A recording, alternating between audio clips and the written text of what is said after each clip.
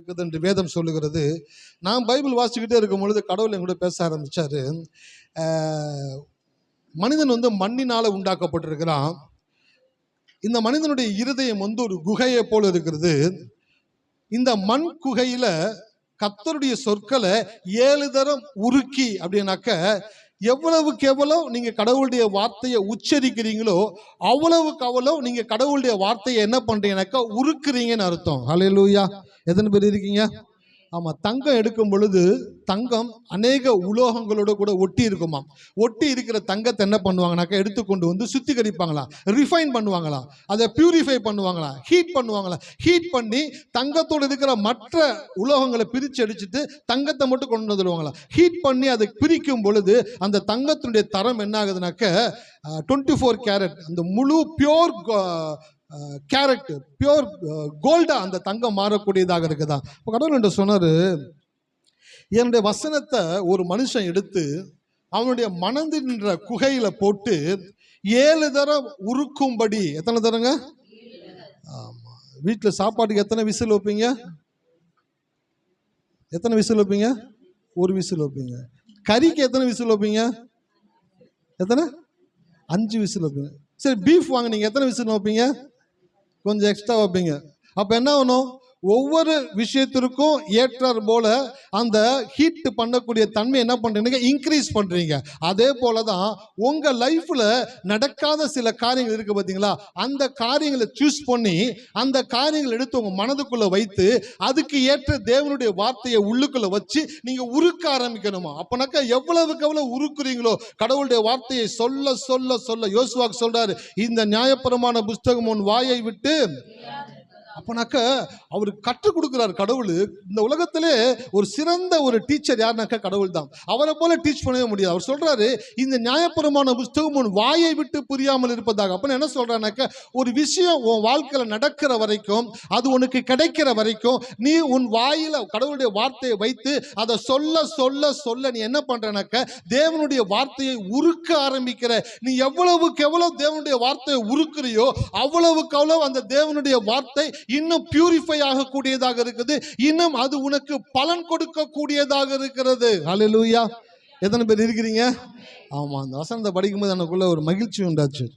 நிறைய காரியங்களை விரும்புறாண்டவரை ஆசைப்படுறேன், ஒரு முறை ஜெபிக்கிறேன், 2 முறை ஆசைப்படுறேன், அப்புறம் நான் மறந்துடுறேன். கடவுள் சொன்னார், அந்த ஞாபகம் அது மனசுல வை, உன் மனம் என்ற குகையில மனக்குகையில உள்ள வச்சு உருக்கு. கடவுளுடைய வார்த்தையை சொல்லிக்கிட்டே இரு, கடவுளுடைய வார்த்தை அறிக்கை பண்ணிக்கொண்டே இரு. அதனுடைய ஃப்ளேவர் இன்க்ரீஸ் ஆகணும், அதனுடைய ஃப்ளேவர் வெளியில வரணும். அந்த ஸ்மெல்லு வெளியில வருகிற வரைக்கும் என்ன பண்ணணும்? அதை என்ன பண்ணணும்? ஹீட் பண்ணணும். பெர்ஃப்யூம் கடைக்கெல்லாம் போனீங்கன்னு வச்சுக்கோங்களேன். எத்தனை பேர் போயிருக்கீங்கன்னு தெரியல. சும்மா இந்த லோக்கல் கடையில் பெர்ஃப்யூம் வைக்கிறாங்க பார்த்தீங்கன்னா, அந்த பெர்ஃப்யூம் பற்றி பேசலை. பெர்ஃப்யூம் ஷாப்னே நிறையா இருக்குது. சென்னையில் யூசப் பாய் அப்படின்ற ஒரு பெர்ஃப்யூம் ஷாப் இருக்குது. அவர் துபாயில் பெரிய ஒரு சென்ட்டை தயாரிக்கிறவர். அவருடைய பெர்ஃப்யூமை வாங்குறதுக்கு உலக நாடுகள்லேருந்து வருவாங்க. ஏன்னாக்கா இண்டிவிஜுவாலிட்டியா, யூனிக்னஸா ஒரு மனிதனுக்கு என்ன, அவனுடைய பாடி ஸ்மெல் என்ன, அவனுக்கு என்ன பிடிக்கும், அவனுக்கு எதை விரும்புகிறான் அப்படின்றத கேட்டு அதை கவுண்ட் பண்ணி அதுக்கேற்ற அந்த செக்மெண்ட்லாம் சேர்த்து அந்த பெர்ஃப்யூமை ரெடி பண்ணி அவன்கிட்ட கொடுப்பாராம். அப்படி கொடுக்கும் பொழுது அவன் எங்கே போனாலும் அவன் மட்டும் தனித்துவம் உள்ளவனாக காணப்படுவானா. அப்போ அந்த பெர்ஃப்யூம் தயாரிக்கிற கடையில் போயிட்டு நீங்கள் கேட்டீங்கன்னாக்கா அவங்க சொல்லுவாங்க, சார் ஈஸியாக ஒரு ஃப்ளேவர் வந்துடாது சார். ஒரு ஃப்ளேவரை கொண்டு வரதற்கு அநேக விதமான சென்ட்டுகளை ஒன்றோடு ஒன்று மிக்ஸ் பண்ணிக்கிட்டே இருப்பாங்க. நீங்க போய் கேட்டு பாருங்களேன், எனக்கு இந்த மாதிரி இந்த ஒரு ஃப்ளேவர் வேணும் அப்படின்னு நீங்க சொன்னீங்கன்னாக்க ஃபர்ஸ்ட் ஒரு சென்ட் அடிச்சுக்கிட்டு காட்டுவாங்க. மோந்து பார்ப்பீங்க, இல்லைங்க நான் எதிர்பார்த்தது இல்லை, எடுத்துக்கொண்டு உள்ள பண்ணுவானாக்க திருப்பி என்ன பண்ண இன்னொரு இதில் எடுத்து 2 சென்ட் அடிச்சு மிக்ஸ் பண்ணி கொஞ்ச நேரம் காய வச்சு வந்து கொடுப்பான். மோந்து பார்ப்பீங்க, இல்லை எனக்கு இந்த ஸ்மெல்லு வரல. அவன் பார்ப்பான், ஓ இப்படி கேட்குறாங்களா, சரி இன்னொரு ஃப்ளேவர் அதில் ஆட் பண்ணுவான். ஃப்ளேவர் ஆட் பண்ண என்ன ஆகுதுனாக்க, நீங்கள் விரும்பக்கூடிய ஃப்ளேவர் உங்களுக்கு கொடுக்குற வரைக்கும் அவன் என்ன பண்ணானாக்கா பெர்ஃப்யூம்னுடைய சென்ட்டினுடைய டிஃப்ரெண்ட்டான ஃப்ளேவரை மாற்றி மாற்றி மாற்றி மாற்றி அது ஃபுல்லாக நோட் பண்ணிட்டே வருவான். நீங்கள் நினைக்கக்கூடாது நம்ம வேணான்னு சொன்னோன்னா அவன் வேற போயிட்டான், நோட் பண்ணுவான் எதெல்லாம் உங்களுக்கு சேர்த்தா கரெக்டாக இருக்குண்டு. கடைசியில் ஃபார்முலா போடுவான். ஃபார்முலா போட்டு சொல்லுவான், உங்களுக்கு பிடிச்ச ஃப்ளேவருடைய ஃபார்முலா இதுதான் அப்படின்னு சொல்லுவான். அப்போ ஒரு சென்ட்டை கொண்டு வர்றதுக்கு அவ்வளோ ஃப்ளேவர் ஆட் பண்ணும் பொழுது உங்கள் லைஃப்பில் நீங்கள் விரும்பின காரியத்தை உங்கள் லைஃப்பில் கொண்டு வரணும்னாக்க நீங்கள் ஃப்ளேவர் ஆட் பண்ணிக்கிட்டே இருக்கணும், கடவுளுடைய வார்த்தையை சொல்லிக்கிட்டே இருக்கணும். ஹல்லேலூயா. எத்தனை பேர் இருக்கிறீங்க? ஆமாம். எத்தனை பேருடைய வாழ்க்கை நறுமணமாக மாறணும்னு நினைக்கிறீங்க? நிறைய பேருடைய வாழ்க்கை பேட் ஸ்மெல்லாக இருக்குது, வெளியில் சொல்ல முடியல சார், சொல்ல முடியாத விதத்தில் என் வாழ்க்கை இருக்குது, பேட் ஸ்மெல்லாக இருக்குது. கவலைப்படாதீங்க, குட் ஸ்மெல்லாக அவங்க வாழ்க்கையை மாற்றக்கூடிய இடத்துக்கு வந்திருக்கிறீங்க. ஹல்லேலூயா. தேவனுடைய வசனம் அது நீதிமொழிகள் பிரசங்கி உன்னத பாட்டில் வாசித்து பார்த்தீங்கன்னாக்க, கடவுளுடைய வசனம் நறுமணம் உள்ளதாக இருக்கிறதாம். ஒரு மனிதனுடைய ஃப்ளேவரை மாற்றக்கூடியதாக இருக்குதான். நீங்கள் வந்து உட்காந்துக்கிட்டு இருக்கீங்க, ஒவ்வொரு வாரம் வந்து கடவுளுடைய வார்த்தையை கேட்குறீங்க, உங்கள் ஃப்ளேவரை கடவுள் மாற்றிக்கிட்டே இருக்கிறார். ஹல்லேலூயா. எத்தனை பேர் விசுவாசிக்கிறீங்க?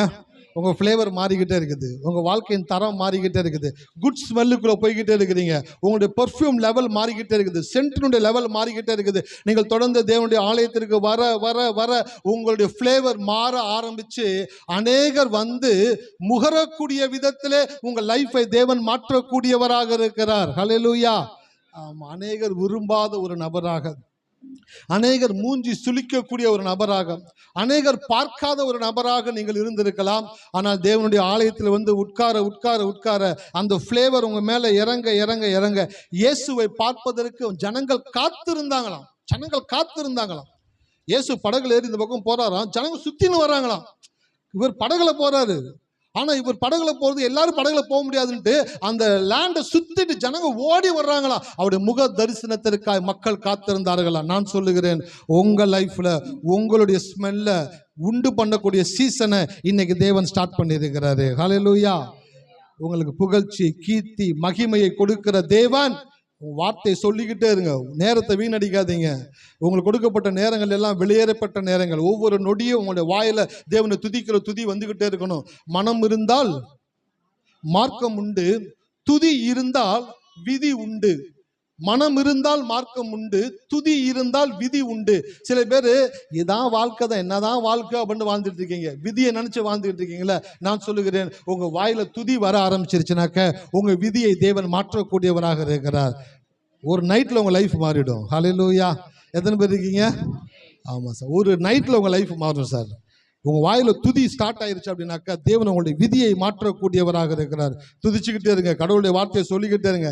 நேரத்தை வீணாக்காதீங்க, தேவையில்லாம சிந்தனையில பல காரியங்களை யோசிக்காதீங்க. உங்களுடைய சிந்தனை தேவன் கொடுத்த மிகப்பெரிய ஒரு பொக்கிஷம். அந்த பொக்கிஷத்தை வந்து வீணாக்கிறாதீங்க. அந்த பொக்கிஷத்திலிருந்து நல்ல காரியங்களை யோசிக்கிட்டே இருங்க, நன்மையான காரியங்களை யோசிங்க. உங்க வாயில நல்ல விஷயங்களை பேசிக்கிட்டே இருங்க. உங்கள் சிந்தனையும் உங்களுடைய வாயும் சரியாக இருக்கும் என்றால் நான் சொல்லுகிறேன், உங்கள் வாழ்க்கை நீங்கள் நினைத்ததை காட்டிலும் மிக சரியா இருக்கும். ஹல்லேலூயா. கர்த்தர் நல்லவர். இந்த வாக்குத்தத்தத்தின்படியே கர்த்தர் நம்மளை ஆசீர்வதிப்பாராக. நாம் தொடர்ந்து தெய்வீக ஆரோக்கியமும் தெய்வீக ஆசீர்வாதமும் அல்லது ஆஸ்தியும் என்ற தலைப்பில் தேவனுடைய வார்த்தையை பார்த்து கொண்டிருக்கிறோம். வசனத்தை வடுத்து வாசிக்கலாம். நீதிமொழிகள் 3:16. அதன் வலது கையில் தீர்க்காயுசும் அதன் இடது கையில் செல்வமும் கனமும் இருக்கிறது. ஹல்லேலூயா. நான் இந்த சப்ஜெக்ட் எடுத்து பேச ஆரம்பிச்ச உடனே ஃபர்ஸ்ட் டே நான் ஒரு விஷயத்த சொன்னேன். தினந்தோறும் காலையில் பெட்ல இருந்து எந்திரிக்கும் பொழுது என்ன பண்ண போகிறோம், என்ன செய்ய போகிறோம், எப்படி இந்த இன்னைக்கு டேவை சேலஞ்சை ஹேண்டில் பண்ண போகிறோம், எப்படி சமாளிக்க போகிறோன்ற ஒரு பதட்டத்தோடு கூட எந்திரிக்காதீங்க. பெட்ல இருந்து எந்திரிச்ச உடனே உங்களுடைய 2 கரங்களையும் கூப்பி தெய்வத்தை நோக்கி பார்த்து ஒரு வார்த்தை சொல்லுங்க. என் வலது கையில் தீர்க்காயுசையும் என் இடது கையில் செல்வத்தையும் கனத்தையும் உண்டாக்கி இருக்கிற தேவன் என்று நீங்கள் சொல்லும் பொழுது நீங்கள் ஃபர்ஸ்ட் டே உங்க லைஃப் ஆக்டிவேட் பண்ணும் பொழுது தேவனுடைய வார்த்தையினாலே ஆக்டிவேட் பண்ணக்கூடியவர்களாக இருக்கிறீர்கள். ஹல்லேலூயா. முதல் கோணல். ஆமா, ஸ்டார்ட் பண்ணும் பொழுதே காலையில் எந்திரிக்கும் பொழுதே தவறான சிந்தனை தவறான வார்த்தைகளோடு எந்திரிக்காதீங்க. எந்திரிக்கும் பொழுதே தேவனுடைய வார்த்தையை சொல்லி எந்திரிங்க. என் வலது கையில் தீர்க்காயுசு, என் இடது கையில் செல்வமும் கனத்தையும் தேவன் கொடுத்திருக்கிறார். நான் ஒரு 3 காரியங்களை சொல்லிக்கிட்டே இருக்கிறேன் டெய்லி காலையில். என்னென்ன சொல்றேன்னாக்க இந்த ஒரு வசனத்தை சொல்றேன். 2வது, நாங்கள் எங்கள் வாழ்நாள் எல்லாம் கலிகூர்ந்து மகிழும்படி காலையிலே எங்களை உமது கிருபையால் திருப்தியாக்கும். இந்த ஒரு காரியத்தை சொல்றேன். அடுத்த ஒரு விஷயம் சொல்றேன். 3வது வார்த்தை சொல்றேன். என்னடாக்க, என் ஜீவனுள்ள நாளெல்லாம் நன்மையும் கிருபையும் என்னை தொடரும். இந்த 3 காரியங்களை தினந்தோறும் எழுந்து படுக்கையில் உட்கார்ந்து கொண்டே அந்த தெய்வத்தை நோக்கி பார்த்து சொல்லும் பொழுது அந்த நாளை ரொம்ப மகிழ்ச்சியா என்ஜாய் பண்ணி வாழக்கூடிய விதத்தில் தேவன் நமக்காக வேலை செய்யக்கூடியவராக இருக்கிறார். ஹல்லேலூயா. சோ அந்த தெய்வீக ஆரோக்கியம், தெய்வீக ஆசீர்வாதம், இந்த 2 காரியங்களை குறித்து நான் பேசிக்கிட்டே வர்றேன். இந்த 2 ரொம்ப முக்கியமானது. உங்களுக்கு தேவன்னு கடவுள் அறிஞ்சிருக்கிறாரு. இது அவசியமானது. அத்தியாவசியமானது. நெசசரி அண்ட் எசென்சியல் அப்படின்னு ஆங்கிலத்தில் வருது. நெசசரி அப்படின்னாக்க தேவை, எசென்சியல் அப்படின்னாக்க இன்றியமையாதது. நம்ம ஆளுங்க ஒன்று சொல்லுவாங்க, நீரின்றி அமையாது. ஆமா, தண்ணீர் இல்லாமல் உலகம் இயங்காது, மனித உயிர்கள் இயங்க முடியாது. ஆகையினால கடவுளுடைய பிள்ளைகளுக்கு 2 காரியங்களை தேவன் சொல்லுகிறாரு. ஒன்று தெய்வீக ஆரோக்கியம், மற்றொன்று தெய்வீக ஆசீர்வாதம். இது 2ம் உங்களுக்கு அவசியம், அத்தியாவசியம். எல்லாரும் சொல்லுங்களேன், தேவனுடைய ஆரோக்கியமும் ஆசீர்வாதமும் எனக்கு அவசியம், அத்தியாவசியம். ஆமென். ஆனா சில பேர் அனாவசியம் நினைச்சுக்கிட்டு இருக்கிறீங்க. என்ன நினைச்சிட்டு இருக்கீங்க? அத்தியாவசியம்னு தேவன் சொல்றாரு, நீங்க அனாவசியம் நினைச்சுக்கிட்டு இருக்கீங்க. சுகமா வந்து என்னத்தை பண்ண போறோம், சீக்கிரம் வாழ்க்கையை முடிச்சுட்டு போவோம். ஆமா, ஆசீர்வாதமா வந்து என்னத்தை பண்ண போறோம். ஆசீர்வாதம் என்னத்துக்கு? ஆசீர்வாதம் ஒன்னுத்துக்கு தேவையில்லை. கஷ்டத்திலே, கண்ணீர்லயே, கடன்லயே, பிரச்சனையிலே அப்படியே கடவுளுக்கு சாட்சியா நான் வாழ்ந்துட்டு போயிடுறேன். கடவுளை அசிங்கப்படுத்துற ஒரு வாழ்க்கை. ஹல்லேலூயா. எத்தனை பேர் இருக்கீங்க? கடவுளை அசிங்கப்படுத்துறதுக்காக கடவுள் நம்மளை தெரிந்து கொள்ளவில்லை. தேவன் நம்மளை சாட்சிகளாய் தெரிந்து கொண்டிருக்கிறார். உங்களை கடவுள் எதுக்காக தெரிஞ்சிருக்கிறாருங்க? நீங்கள்லாம் கடவுளுக்கு சாட்சிகளாக இருக்கிறீங்க. சாட்சிகள்னா என்ன அர்த்தம்? அவர் எனக்கு எப்படிப்பட்ட நன்மைகளை செய்திருக்கிறார் என்று சொல்லக்கூடிய பாத்திரமாக தேவன் உங்களை வைத்திருக்கிறார். ஸோ ஒவ்வொரு நாளும் தெய்வீக ஆரோக்கியத்தையும் தெய்வீக ஆசீர்வாதத்தையும் நம்புங்க. அது உங்களுக்கு தேவன் கடவுளே விரும்புகிறாரு. ஆகையினால் நீங்கள் அதை விரும்புங்க. அது உங்களுடைய வாழ்க்கையில வேலை செய்யக்கூடியதாக இருக்கிறது. ஸோ கடந்த 3-4 வாரங்களாக இதை குறித்து நான் பேசிக்கிட்டே வருகிறேன். ஆரோக்கியமும் ஆசீர்வாதமும் 2 கண்ணு போல. இது 2 உங்களுக்கு எப்படி கண்ணு எப்படி ரொம்ப முக்கியமோ அப்படி ஆரோக்கியமும் ரொம்ப முக்கியம், ஆசீர்வாதமும் ரொம்ப முக்கியம். சில பேர் பார்த்தீங்கன்னாக்கா ஆரோக்கியமாக இருப்பாங்க, ஆசீர்வாதம் இருக்காது. சில பேர் ஆசீர்வாதமாக இருப்பாங்க, ஆரோக்கியமாக இருக்க மாட்டாங்க. ஆனால் கடவுள் பாருங்களேன், 2மே நமக்கு தேவன் தெரிஞ்சுதான் அது நமக்கு வாக்குத்தத்தமாய் கொடுத்திருக்கிறார். அதை எடுத்து ஒரு மனிதன் நம்பும் பொழுது அது அவனுடைய வாழ்க்கையில வேலை செய்யக்கூடியதாக இருக்கிறது. பாருங்க, உலக பிரகாரமான ஆரோக்கியமும் ஆசீர்வாதமும் உங்கள் உழைப்போடு கூட சம்பந்தப்பட்டது. உலக பிரகாரமான ஆரோக்கியமும் ஆசீர்வாதமும் உங்களுடைய உழைப்போடு கூட சம்பந்தப்பட்டது. ஆனால் தெய்வீகமான ஆரோக்கியமும் ஆசீர்வாதமும் உங்கள் தேவனுடைய கிருபையோடு கூட சம்பந்தப்பட்டது. ஹல்லேலூயா. சில பேர் தப்பா நினைச்சுக்க கூடாது.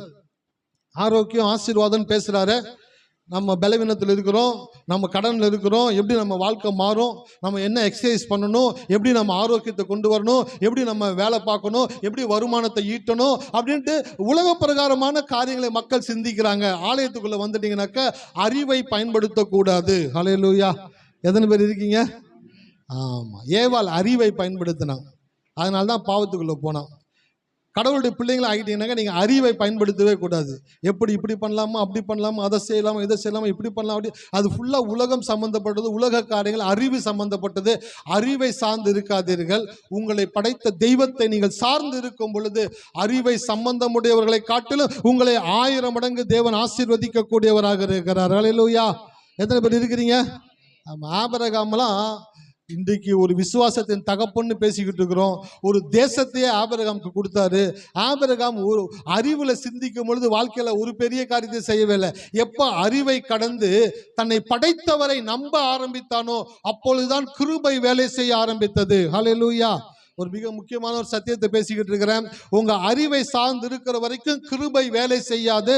எப்போ நீங்க அறிவை சார்ந்து வேலை செய்யறதை நிறுத்திட்டு கடவுளை நோக்கி பார்க்குறீங்களோ அப்பதான் கிருபை வேலை செய்யக்கூடியதாக இருக்கிறது. உங்களுக்கு வாழ்க்கையில கிருபை வேலை செய்ய வேண்டும் என்றால் அறிவை சார்ந்து சிந்திக்கிற யோசிக்கிற காரியங்களை நிறுத்துங்க. இது எப்படி ஆகும் அப்படின்னு யோசிச்சீங்கன்னாக்க நீங்க அறிவை சார்ந்து இருக்கிறீங்க. சார் இது எப்படி எனக்கு நடக்கும் சார், கடவுள் செய்வார் சார் அப்படின்னு சொன்னீங்கன்னாக்க நீங்கள் தேவனை சார்ந்து இருக்கிறீர்கள். ஹல்லேலூயா. மரியாள்கிட்ட வந்து தேவதூதன் சொல்லுகிறாரு, நீ வந்து கன்னியா இருக்கிற, கர்ப்பவதியாக ஒரு குமாரனை பெறுவாய் அப்படின்னு சொல்லும் பொழுது மரியாள் கேட்குறாங்க, இது எப்படி ஆகும்? அறிவு சம்பந்தப்பட்டது, இது எப்படி ஆகும் அப்படின்னு சொல்லி கேட்குறாங்க. அவன் சொல்றான், இது எப்படி ஆகுன்னு கேட்குறியா?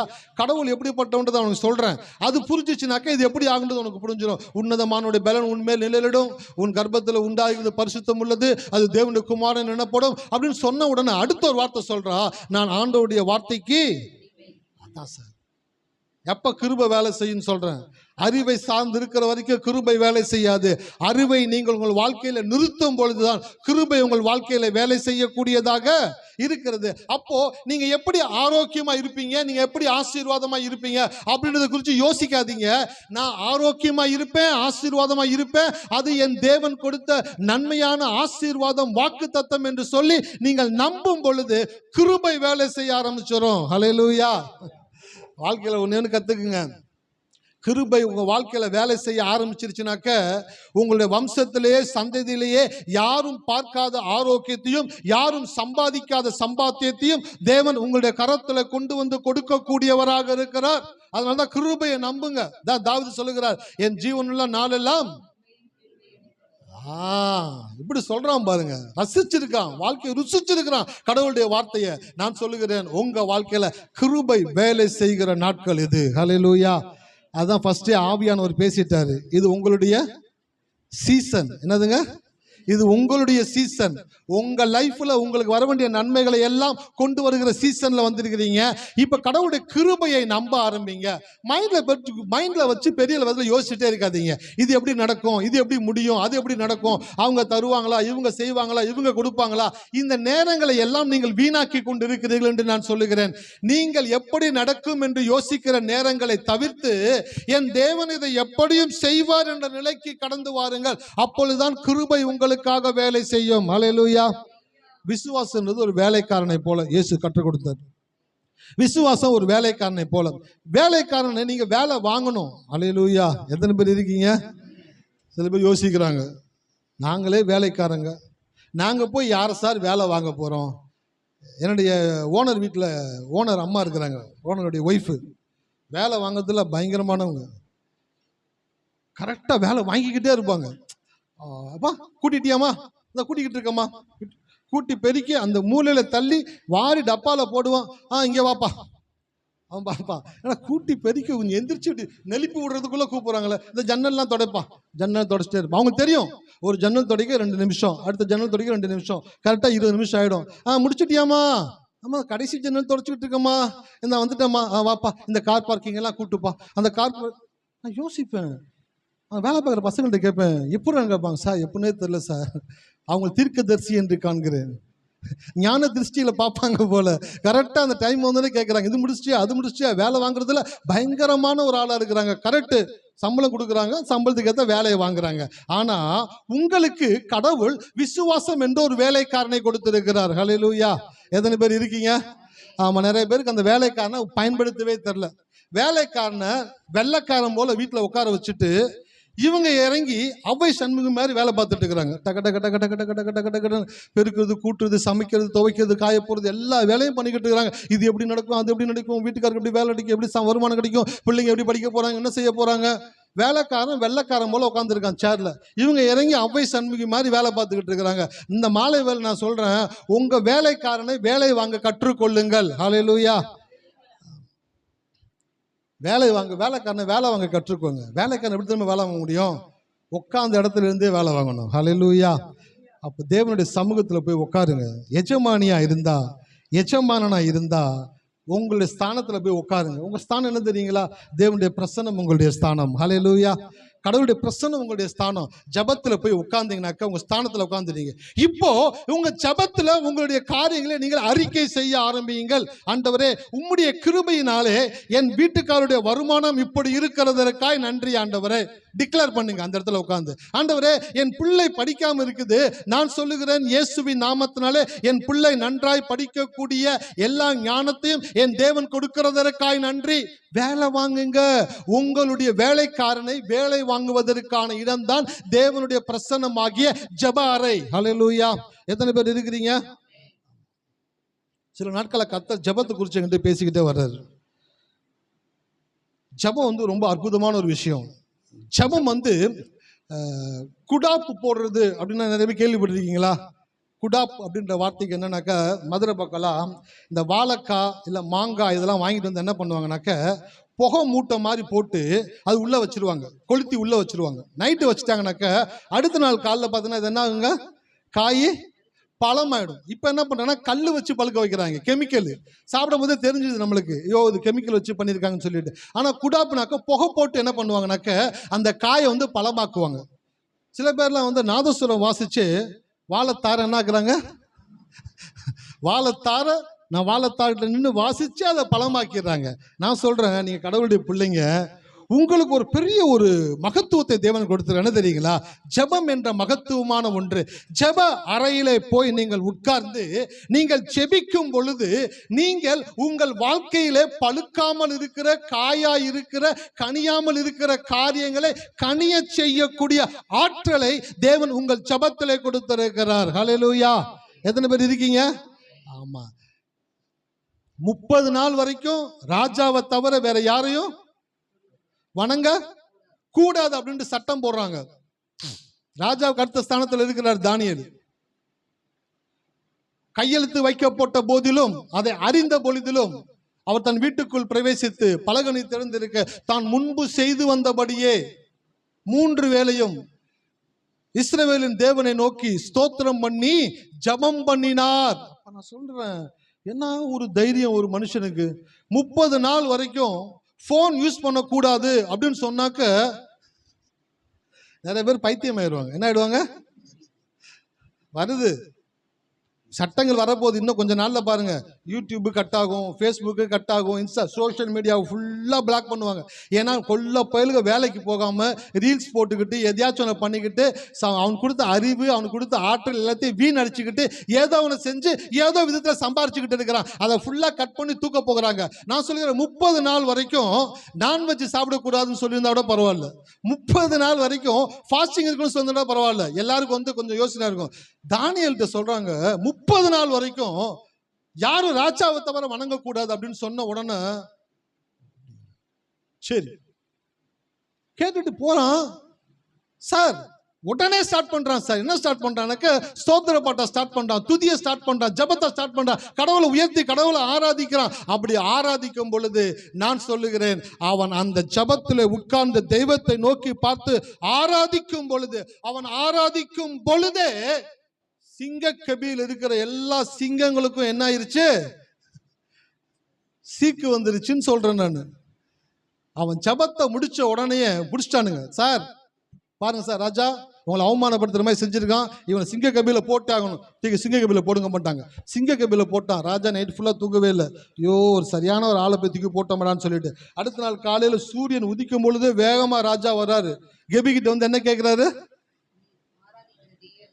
உன்னதமான தேவனுடைய தாசனே, நீ ஆராதிக்கிற தேவன் உன்னையே தப்புவிக்க வல்லவராய் இருந்தாரா அப்படின்ட்டு ராஜா வெயிட் பண்ணல.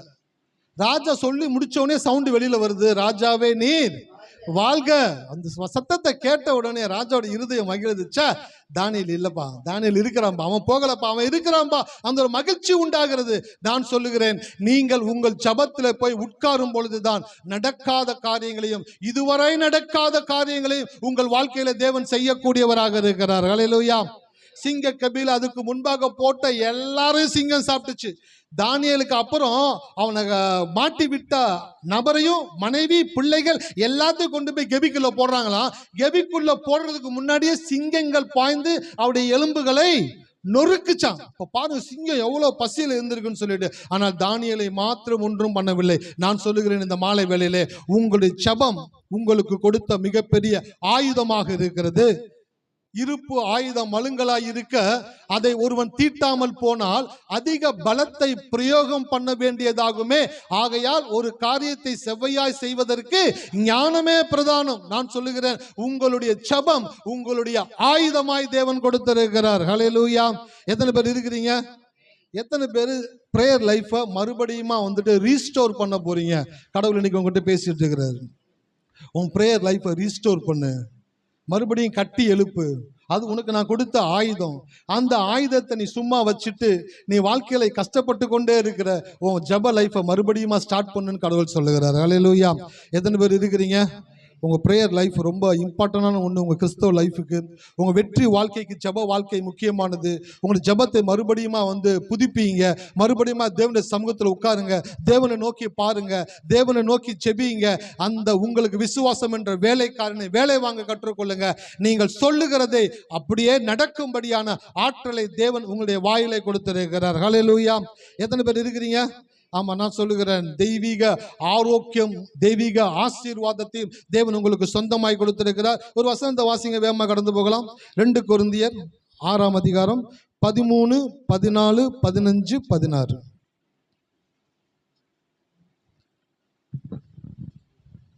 ஆதலால் அதற்கு பதில் ஈடாக. ஒரு நிமிஷம். 2 கொரிந்தியரா? 2 கொரிந்தியர் 6:13. 14 இருந்து வாசிங்க. அந்நிய நுகத்திலே அவிவிசுவாசிகளுடன் பிணைக்கப்படாதிருப்பீர்களாக.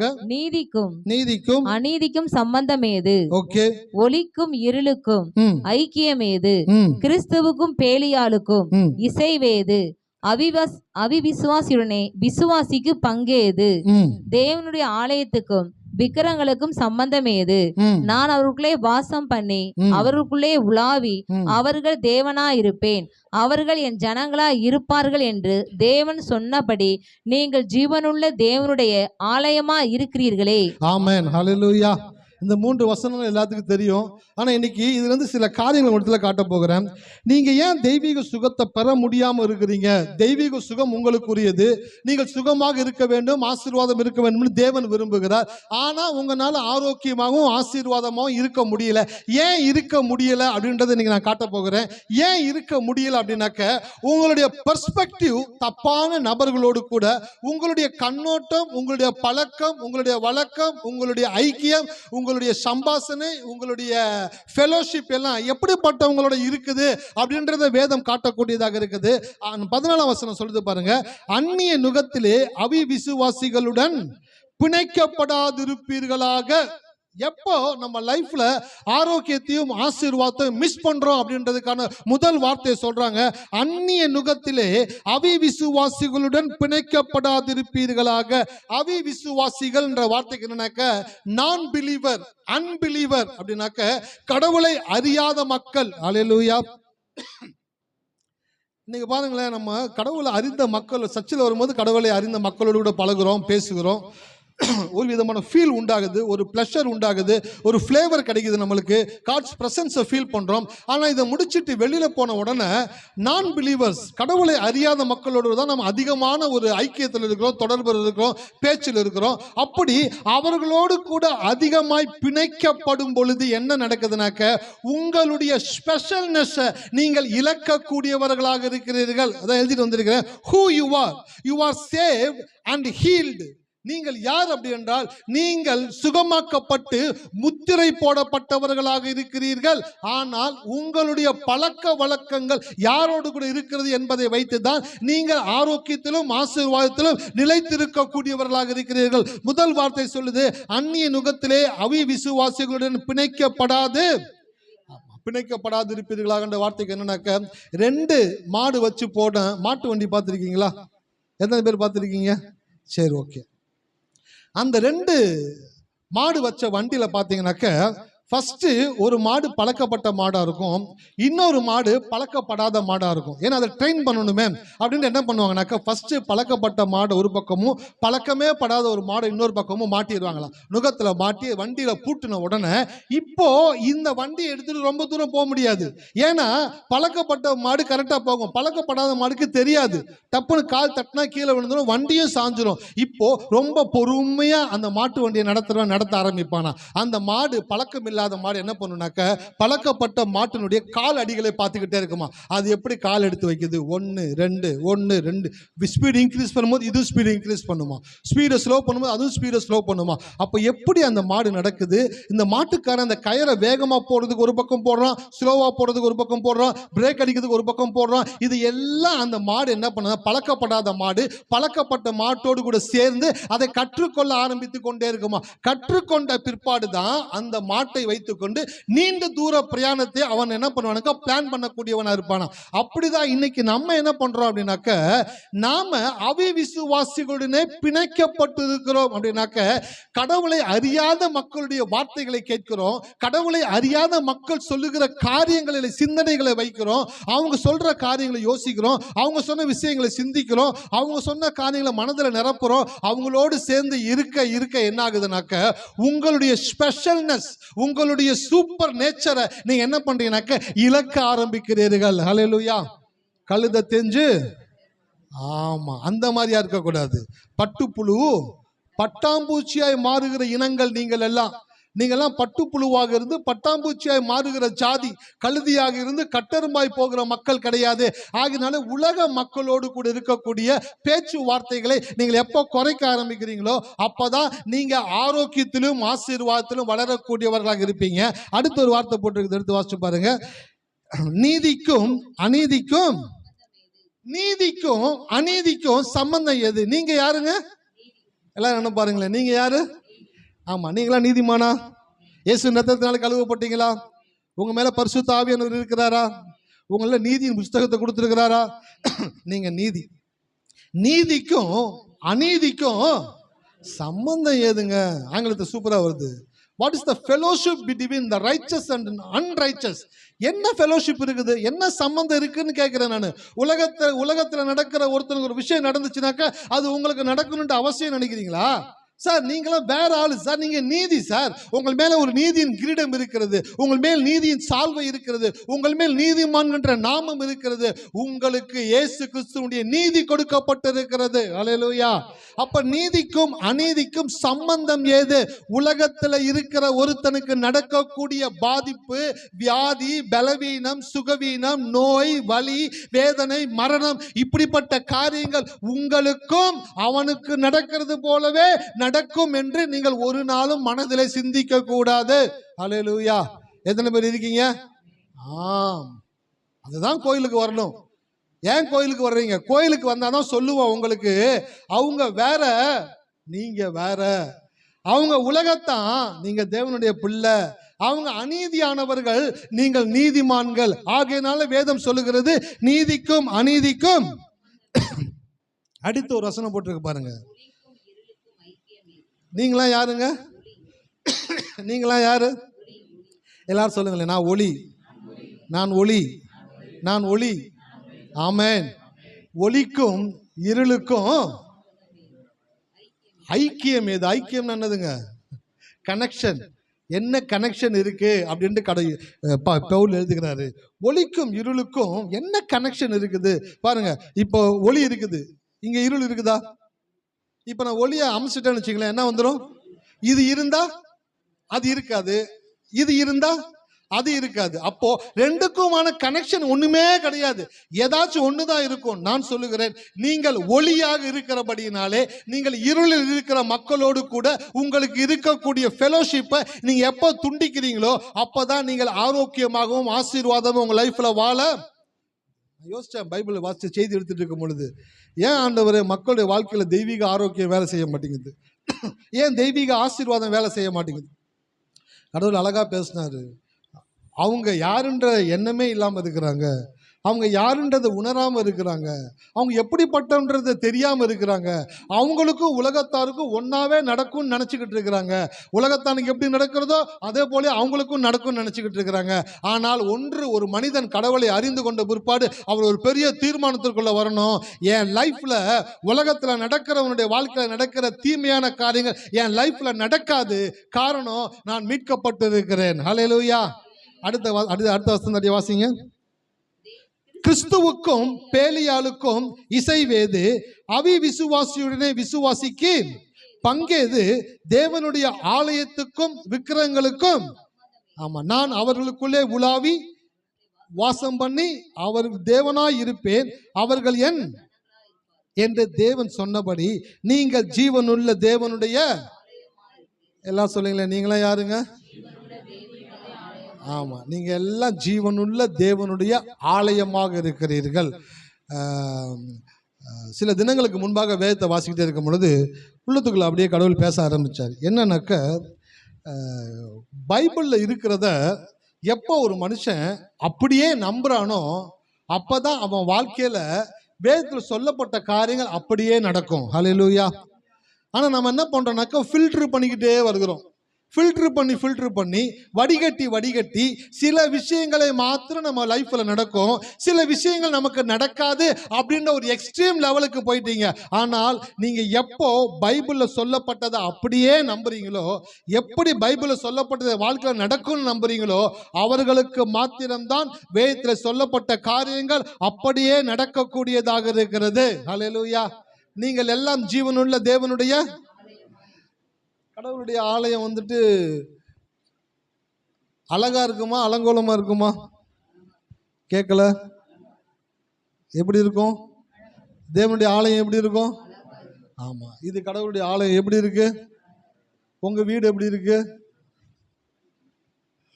அங்கங்க ஹேங்கர்ல துணி தொங்குது, குப்பையை ஒரு ஓரமா தள்ளி வச்சு, பனியன் இந்த பக்கம் கிடக்குது, ட்ரெஸ் அந்த பக்கம் கிடக்குது, கழுவு போட்ட ஜாமான் அந்த பக்கம் கிடக்குது, அது இந்த பக்கம் இருக்குது. வீட்டுக்குள்ளே போன உடனேயே லேடிஸுங்களுக்கு ஒரு மிகப்பெரிய ஒரு பாரம், இது எப்படி தான் க்ளீன் பண்ண போறணும் அப்படின்னு அதை ஃபுல்லாக அந்த அலங்கோலத்தை ஃபுல்லாக க்ளீன் பண்ணுறாங்க. ஆனால் தேவனுடைய ஆலயம் எப்படிங்க இருக்குது சொல்லுங்களேன்? தேவனுடைய ஆலயம் அலங்காரமாக இருக்குது. தேவனுடைய ஆலயம் ஒரு நாள் அலங்கோலமாக இருக்கிறது கிடையாது. இப்போ நீங்களே ஜீவனுள்ள தேவனுடைய ஆலயமா இருக்கிறீங்க அப்படின்னாக்க அங்கே யார் இருக்கிறா? தேவனுடைய ஆலயத்துல தேவன் சிங்காசனம் விட்டு அமர்ந்திருக்கிறார். அப்ப நான் கடவுளுடைய ஆலயம்ன்ற ஒரு உணர்வு எனக்குள்ள வரும் பொழுது அப்பதான் யோசிப்பீங்க, நான் கடவுளுடைய ஆலயமாக இருந்தா எனக்குள்ள அலங்கோலங்கள் இருக்கக்கூடாது. சில பேர் வாழ்க்கையை அப்படியே வாழ கத்துக்கிட்டீங்க. இது இல்ல, இது கிடைக்கல, இது வரல, இது நடக்கல, இது சரியில்லை, சரி பரவாயில்ல விடு, எப்படியோ ஒப்பேத்துட்டு வாழ்க்கையை வாழ்ந்துடலாம். நான் சொல்லுகிறேன், நீங்கள் சாதாரணமான மனிதர்களாக இருந்தால் நீங்கள் உங்கள் இஷ்டப்படி வாழலாம். ஆனால் நீங்கள் மீட்கப்பட்டிருக்கிறீர்கள், இயேசுவின் இரத்தத்தினாலே மீட்கப்பட்டிருக்கிறீர்கள். உங்களுக்குள்ளே தேவன் வாழ்ந்து கொண்டிருக்கிறார். ஹல்லேலூயா. உங்களுக்காக இல்லைனாலும் உங்கள் தேவனுக்காகவாவது நீங்கள் அலங்காரமாக இருக்க வேண்டும் என்று தேவன் விரும்புகிறார். வாழ்க்கையில் இருக்கிற அலங்கோலத்தை எல்லாம் தேவன் பார்த்து கொண்டிருக்கிறார். ஆரோக்கியத்தில் இருக்கிற அலங்கோலங்கள், சுகவீனங்கள், பலவீனங்கள், வியாதி, வலி, வேதனை, அதை சகிச்சுக்கிட்டு, அதை சுமந்துக்கிட்டு, அதை அட்ஜஸ்ட் பண்ணிக்கிட்டு, பரவாயில்ல எப்படியோ கொஞ்சம் முதல்ல கொஞ்சம் பரவாயில்ல, இப்படியே நான் வாழ்ந்துடுறேன், இப்படியே நான் அட்ஜஸ்ட் பண்ணிக்கிறேன், பரவாயில்ல இத்தனை வயசு ஆயிடுச்சு இதுக்கப்புறமா அப்படின்ற எண்ணம் உங்களுக்குள்ள இருந்துச்சுனாக்க இன்னைக்கு கர்த்தர் உங்களிடத்துல பேசி கொண்டு இருக்கிறாரு. உன் வாழ்க்கையில வியாதியின் வாசனை கூட இல்லாத ஒரு வாழ்க்கை நீ வாழ வேண்டும் என்று தேவன் விரும்புகிறார். ஹல்லேலூயா. நான் சொல்லுகிறேன், நீங்க வியாதியில வாழுகிற ஜனங்கள் கிடையாது, நீங்கள் ஆரோக்கியத்தில் வாழ வேண்டும் என்று தேவன் உங்களை முன்குறித்திருக்கிறார். நீங்கள் தேவனுடைய ஆலயமாக இருக்கிறீர்கள். வீட்டுக்கு போகும்போது சொல்லிக்கிட்டே போங்க, நான் தேவனுடைய ஆலயம், நான் தேவனுடைய ஆலயம், நான் தேவனுடைய ஆலயம்னு சொல்லிக்கிட்டே போங்க. தேவனுடைய ஆலயமாக நீங்கள் என்றைக்கு உணர்கிறீர்களோ அன்றைக்கு உங்கள் சரீரத்தில் இருக்கிற அத்தனை வியாதிகளும் வேரோடு கூட அறுக்கப்படும் என்று நான் சொல்லுகிறேன். ஹல்லேலூயா. வியாதி என்பது உங்களுக்கு வேதனை கொடுக்கிற விஷயம் மாத்திரமல்ல, உங்களுடைய சரீரத்தில் நடக்க வேண்டிய நன்மையான காரியங்கள் நடக்காமல் இருக்கிறதை கூட வேதம் வியாதி என்று தான் சித்தரிக்க கூடியதாக இருக்கிறது. இந்த மாலை வேளையில கர்த்தர் உங்களிடத்தில் பேசுகிறார், நான் வாசம் பண்ணும் ஆலயமா இருக்கிற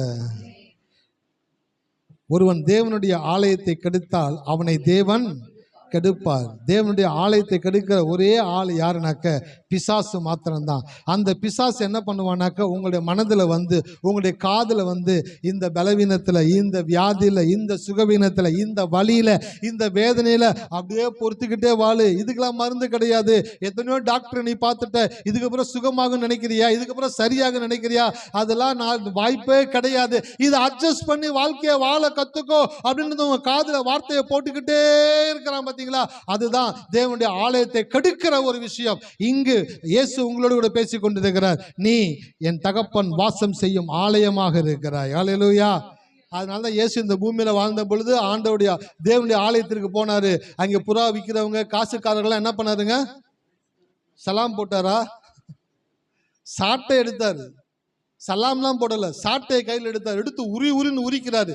என் பிதாவின் வீட்டை வியாபார வீடு ஆக்காதிருங்கள், என் பிதாவின் வீடு சகல ஜனங்களுக்கும் ஜப வீடு என்னப்படும். நான் சொல்லுகிறேன், நீங்கள் தேவனுடைய ஆலயமாய் இருக்கிறீர்கள். அல்லேலூயா. எல்லாரும் சொல்லுங்களேன், நான் தேவனுடைய ஆலயமாக இருக்கிறேன்.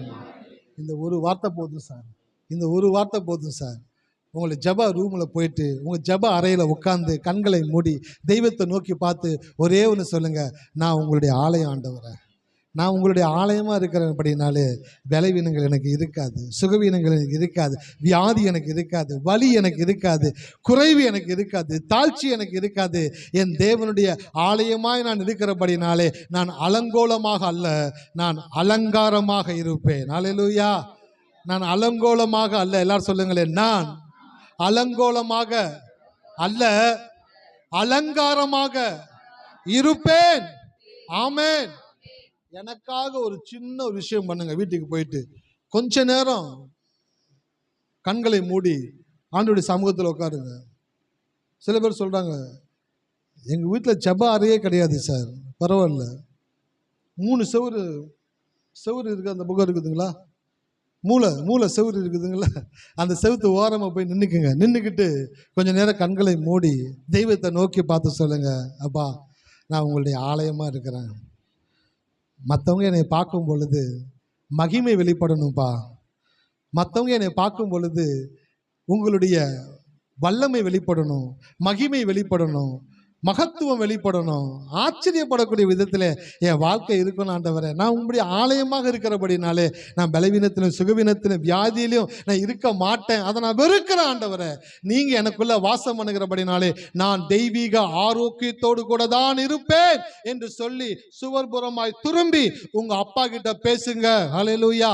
இன்னைக்கு நிறைய பேருக்குள்ள வருத்தம் என்னன்னாக்கா, என் வீட்டில் ஜெப அறை இல்லை சார், என்னால் சரியாக ஜெபிக்க முடியல சார், என்னால் இது செய்ய முடியல சார், அது செய்ய முடியல சார். நான் ஏற்றுக்கொள்ளுகிறேன், நான் அக்செப்ட் பண்ணிக்கிறேன்.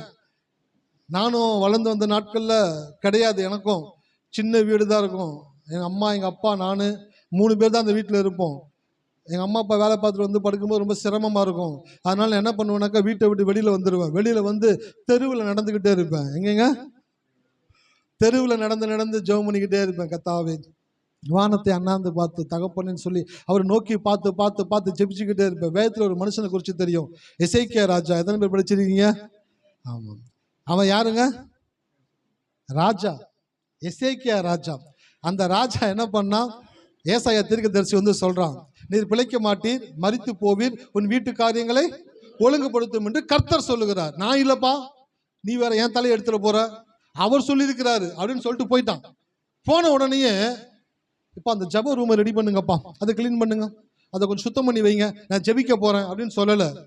டக்குன்னு என்ன பண்ணா தெரியுங்களா, சுவர்புறமாய் திரும்பி, சார் ஜெபிக்கிறதுக்கு இடமோ காலமோ நேரமோ தேவையில்லை, மனம் இருந்தால் மாத்திரம் போதும். ஹல்லேலூயா. ராஜாவா இருந்தவன் சுவர்புறமாய் திரும்பி, கர்த்தாவே, நான் உமக்கு முன்பாக உண்மையும் மன உத்தமமாய் நடந்தேன் என்பதை நினைத்தருளும் என்று சொல்லி எசேக்கியா மிகவும் அழுதான். அந்த ஒரு நிமிஷ ஜெபம் ஏசாயா தீர்க்கதரிசி வெளியில போறோட கடவுள் ஸ்டாப் பண்ற, திருப்பி உள்ள போடா, போய் சொல்லு அவங்கிட்ட, அவனுடைய ஆயுசு நாட்களோட நான் 15 வருஷத்தை கூட்டி கொடுக்குறேன். ஹல்லேலூயா. எத்தனை பேர் இருக்கீங்க? 15 வருஷத்தை, செத்து போக வேண்டியவனுக்கு 15 வருஷத்தை தேவன் நீட்டி கொடுக்கிறார் என்றால் அவனுடைய சிறு ஜெபம் அவன் வாழ்க்கையில பெரும் மாற்றத்தை உண்டாக்கினது. நான் இன்றைக்கு சொல்லுகிறேன், இந்த மாலை வேளையில கர்த்தருடைய வார்த்தை கேட்டுக்கொண்டிருக்கிற மக்களாகிய நீங்க உங்க வீட்டுக்கு போனீங்கன்னாக்க, எனக்காக ஒரு நிமிஷம் சுவர்புறமாக திரும்பி நான் நின்று, ஆண்டவரே நான் உம்முடைய ஆலயமாக இருக்கிறேன் என்று 2 கொரிந்தியரில் சொல்லப்பட்டிருக்கிறது. நீங்களே ஜீவனுள்ள தேவனுடைய ஆலயமாக இருக்கிறீர்கள் என்று சொல்லப்பட்டிருக்கிறபடினாலே நான் உம்முடைய ஆலயமாக இருக்கிறபடினாலே என்னை அலங்காரமாய் மாற்றுகிற தேவன் நீர். என்னுடைய அலங்கோலங்களை எல்லாம் எடுத்து போட்டு என்னை அலங்காரமாய் மாற்றும் ஐயா என்று சொல்லி உங்களுடைய ஊக்கமான உருக்கமான ஒரு நிமிட ஜெபத்தை தேவன் அங்கீகரித்து உங்களுடைய வாழ்வாதாரத்தை மாற்றக்கூடியவராக இருக்கிறார். ஹல்லேலூயா. எத்தனை பேர் இருக்கிறீங்க? நான் சொல்லுகிறேன், உங்களை எல்லாம் தேவன் தன்னுடைய ஆலயமாய் பார்க்கிறார். நீங்கள் எல்லாம் அவர் தங்குற இடமா இருக்கிறீங்க. அவர் தங்குற இடத்துல எந்த விதமான குறைவையும் அவர் அனுமதிக்கிற தேவன் அல்ல, எல்லாவற்றையும் நிறைவுகளாக்கக்கூடியவராக இருக்கிறார். ஒரு வசனம் எடுத்து வாசிங்க, வேகமாக முடிக்கலாம். 2 பேதுரு 2:24. 1 பேதுரு. நன்றி தகப்பனே. 1 பேதுரு 2:24. நாம் பாவங்களுக்கு செத்து நீதிக்கு பிழைத்திருக்கும்படிக்கு அவர் தாமே தமது சரீரத்திலே நம்முடைய பாவங்களை சிலுவை மேல் சுமந்தார். அவருடைய தழும்புகளால் குணமானீர்கள். அவருடைய தழும்புகளால் குணமானீர்கள். எத்தனை பேர் இந்த வார்த்தையை படிச்சீங்க? எனக்காக படிங்களேன். அவருடைய தழும்புகளால் குணம் ஆனீர்கள். குணம் ஆனீர்கள் அப்படின்னா என்ன அர்த்தம்? Completed. You are healed and you are sealed. நீங்கள் குணமாக்கப்பட்டு முத்திரை போடப்பட்டிருக்கிறீர்கள். உங்களுக்கு கர்த்தர் சுகத்தை கொடுத்துட்டாரு. உங்களை கர்த்தர் சீல் பண்ணி வைத்திருக்கிறாரு. எதனால சீல் பண்ணி வைத்திருக்கிறாரு? ஒரு வசந்த வாசிங்களேன். எபேசியர் 1:13.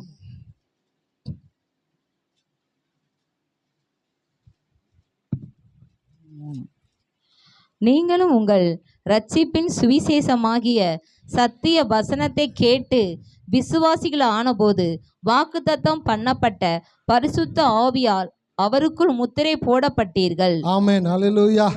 நீங்களே என்ன பண்ணப்பட்டிருக்கீங்க? எப்போ நீங்க உங்களுடைய ரட்சிப்பின் சுவிசேஷ வசனத்தை கேட்டு விசுவாசிகளான போது வாக்குத்தத்தம் பண்ணப்பட்ட பரிசுத்த ஆவியால் அவருக்குள் முத்திரை போடப்பட்டீர்கள். ஒரு விஷயத்தை உங்களுக்கு சொல்றேன். இன்னைக்கு வீட்டுக்கு போகும்போது அதை தியானம் பண்ணிக்கிட்டே போங்க. உங்களை தேவன் சீல் பண்ணி வைத்திருக்கிறார். ஹல்லேலூயா. என்ன பண்ணி வச்சிருக்கிறாரு? சீல் பண்றதுன்னா எத்தனை பேருக்கு தெரியும்? அரசாங்கத்தில் ஒரு பில்டிங் கட்டிக்கிட்டு இருக்கிறாங்க. அந்த பில்டிங் வந்து சட்டத்துக்கு விரோதமாக அப்ரூவல் இல்லாமல் கட்டப்பட்டிருக்கு அப்படின்னாக்கா அரசாங்க அதிகாரி போய் என்ன பண்ணுவானாக்கா அந்த பில்டிங்க்கு சீல் வச்சு பூட்டு போட்டு அரசாங்க முத்திரையை போட்டு சீல் பண்ணுவார். சீல் பண்ணுறது என்னன்னாக்கா அந்த சீலை யாராச்சும் உடைச்சா அப்படின்னாக்கா பெரிய குத்தம். ரெண்டாவது, அந்த சீலை உடைக்க எவனுக்குமே தைரியம் இருக்காது. ஏன்னாக்க முழு அரசாங்கமும் அதன் பின்பாய் நிற்கக்கூடியதாக இருக்கிறது. நான் சொல்லுகிறேன், உங்களை கடவுள் ரட்சிக்கும் பொழுது உங்களை பரிசுத்த ஆவியினாலே முத்திரை போடப்பட்டிருக்கிறீர்கள். உங்களை தேவன் சீல் பண்ணி வைத்திருக்கிறார். உங்களை எந்த ஒரு சக்தியினாலும் தொட முடியாது. ஹல்லேலூயா. நீங்க நினைக்கிறீங்களா இந்த பிசாசு, இந்த வியாதி, இந்த வறுமை, இந்த சூழ்நிலை, இந்த காரியங்கள் என்னை தாக்கிக்கிட்டு இருக்கு, என்னை பலவீனப்படுத்திக்கிட்டே இருக்குது? அதுதான் சொல்றேன் நான். நீங்க யாருன்றதை முதல்ல தெரிஞ்சுக்குங்க. நீங்கள் அவருடைய தழும்புகளினாலே குணமானீர்கள். உங்களை பரிசுத்த ஆவியினாலே தேவன் முத்திரை போட்டு வைத்திருக்கிறார். நீங்க சீல் பண்ணி இருக்கிறீங்க. நீங்க சீல் பண்ணபடினாலே உங்களை தொடக்கூடிய அதிகாரம் யாருக்குமே கிடையாது. ஆனால் நீங்க விரும்புனீங்கனாக்க அந்த சீலை உங்களால உடைக்க முடியும். எப்படி உங்க கடவுள் போட்ட சீலை உங்களால உடைக்க முடியும்னு சொல்றேன். அது தெரிஞ்சிச்சுனாக்கா வாயை கரெக்டா பயன்படுத்த ஆரம்பிச்சிருவீங்க. தேவன் உங்கள் மேல் பரிசுத்த ஆவியினாலே முத்திரை போட்டு இருக்கிறாரு. இந்த சீலை பிசாசு கூட உடைக்க பயப்படுவான். ஆனால் பிசாசு தந்திரமாய் உங்கள் வாயை கொண்டே அந்த சீலை உடைக்கும்படி செய்கிறான். அதனாலதான் வேதம் சொல்லுது, மரணமும் ஜீவனும் உங்க வாயில பேச வச்சுதான் உங்க வாழ்க்கையை அவன் அழிக்க கூடியவனாக இருக்கிறான். அப்ப இந்த மாலை வேளையில கர்த்தருடைய ஆலயத்தில் வந்த உங்களுக்கு சொல்றேன், நீங்கள் தேவனுடைய ஆலயமா இருக்கிறீங்க. நீங்க இயேசு கிறிஸ்துவினுடைய தழும்புகளினாலே குணம் ஆகி இருக்கிறீங்க. இனிமேல் ஆக போறதில்லை. நீங்க சுகமா தான் இருக்கிறீங்க. நீங்கள் முத்திரை போடப்பட்டு இருக்கிறீங்க. இந்த 3 காரியங்களுடைய மனதில் வைத்துக் கொள்ளுங்க. நான் தேவனுடைய ஆலயம், இயேசுவின் காயங்களால் குணமாகி இருக்கிறேன். என்னை தேவன் ஆவியானவரால் முத்திரை போடப்பட்டிருக்கிறார். ஆகினாலே எனக்கு ஒரு விசேஷித்த ஒரு பாதுகாப்பு இருக்கிறபடினாலே நான் ஆரோக்கியமாகவும் ஆசீர்வாதமாகவும் வாழ்வது என் தேவனுடைய விருப்பமாக இருக்கிறபடினாலே அதை நானும் விரும்புகிறேன். ஹல்லேலூயா. எத்தனை பேர் இருக்கீங்க? நான் சொல்றேன், உங்களால தெய்வீக ஆரோக்கியத்தில் வாழ முடியும். உங்களால தெய்வீக ஆரோக்கியத்தில் வாழக்கூடிய ஆற்றலை தேவன் உங்களுக்கு கொடுத்திருக்கிறாரு. உங்களுடைய சரீரத்தில் பலவீனங்கள் எழும்பும் பொழுதெல்லாம் சொல்லுங்கள், நான் இயேசுவின் காயங்களினாலே குணமாகி இருக்கிறேன். ஹல்லேலூயா.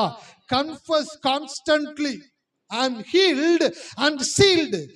தொடர்ந்து அறிக்கை பண்ணுங்க, நான் இயேசுவின் காயங்களால் சுகமாகி இருக்கிறேன், நான் முத்திரை போடப்பட்டிருக்கிறேன். உங்கள் மேல ஒருத்தனும் கை போடவே முடியாது. உங்க மேல கடவுளுடைய சீல் இருக்கிறபடினால உங்களை யாரும் தொட முடியாது. நீங்க தான் உங்க வாயினால கெட்டு போறீங்க. இன்றைக்கு மாலை வேளை கர்த்தர் உங்களோட பேசுகிறாரு, நீ என்னுடைய ஆலயமா இருக்கிறாய். ஹல்லேலூயா.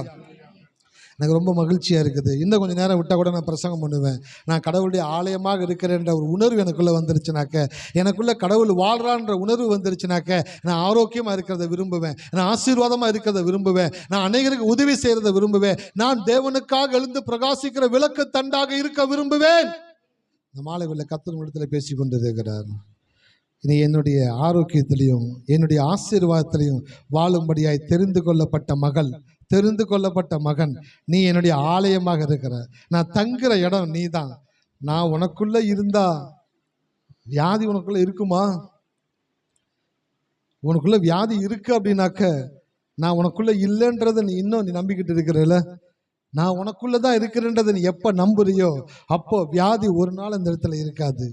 ஒளிக்கும் இருளுக்கும் சம்பந்தம் ஏது? அவர் ஒளியில் இருக்கிறாரு. அந்த ஒளி உங்களுக்குள்ள வந்துருச்சுனாக்க இருளின் கிரியைகள் ஒன்றும் உங்களை ஆளுகை செய்ய முடியாது. நீங்கள் விடுதலையாக்கப்பட்டவர்கள், தேவனுடைய ஆலயமாக இருக்கிறீர்கள். நன்றி தகப்பனே. கண்களை மூடுவோமா? ஸ்தோத்திரிக்கிறோம் ராஜா. இந்த இரவு வேளையில் ஒரு தெய்வீக ஒரு வெளிப்பாடு எங்களுக்கு உண்டாகிறதற்காக நன்றி செலுத்துகிறோம். நாங்கள் தேவனுடைய ஆலயமாக இருக்கிறோம். நாங்கள் அலங்கோலமாக இருக்கிறதை தேவன் விரும்புவதில்லை. நாங்கள் அலங்காரமாக இருக்கிறதை என் தேவன் விரும்புகிறீர். நாங்கள் இயேசு கிறிஸ்துவின் இரத்தத்தினாலும் காயங்களினாலும் குணமாக இருக்கிறோம் ஆண்டவரே. நாங்கள் பரிசுத்த ஆவியினாலே முத்திரை போடப்பட்டிருக்கிறோம். அப்படிப்பட்ட உணர்வு எங்களுக்குள்ளே மேலோங்கி இருக்கட்டும் கர்த்தாவே. பலவீனங்கள், சுகவீனங்கள், வியாதி, வலி, வேதனை, வறுமை அது எங்களை அணுகுவதற்கு நாங்கள் இடத்தை மறுக்கிறோம். நாங்கள் தேவனுடைய நன்மையையும் கிருபையையும் கொண்டாடுகிறோம் கர்த்தாவே. நாங்கள் தெய்வீக ஆரோக்கியத்திற்கு சொந்தக்காரர்கள் என்பதை டிக்ளேர் செய்கிறோம் இயேசுவின் நாமத்தினாலே. இந்த மாலை வேளையில் வந்த ஒவ்வொரு பிள்ளைகளும் தங்கள் வீட்டிற்கு போகும் பொழுது அவர்களை தங்கள் தேவனுடைய ஆலயமாய் எண்ணட்டும் கர்த்தாவே. தேவன் எனக்குள்ளே வாசம் பண்ணுகிறான்ற உணர்வு அவர்களுக்குள்ளே வரட்டும். எனக்குள்ளே கடவுள் இருக்கிறபடியினாலே என் சரீரத்திலே வியாதி இருக்க முடியாது என்ற நிலைக்கு அவர்கள் தள்ளப்படும்படியாக நான் செபிக்கிறேன். இந்த கரத்தில் கொடுக்கிறேன். இயேசு நாமத்தில் செபிக்கிறோம் நல்ல பிதாவே. என் ஆத்துமா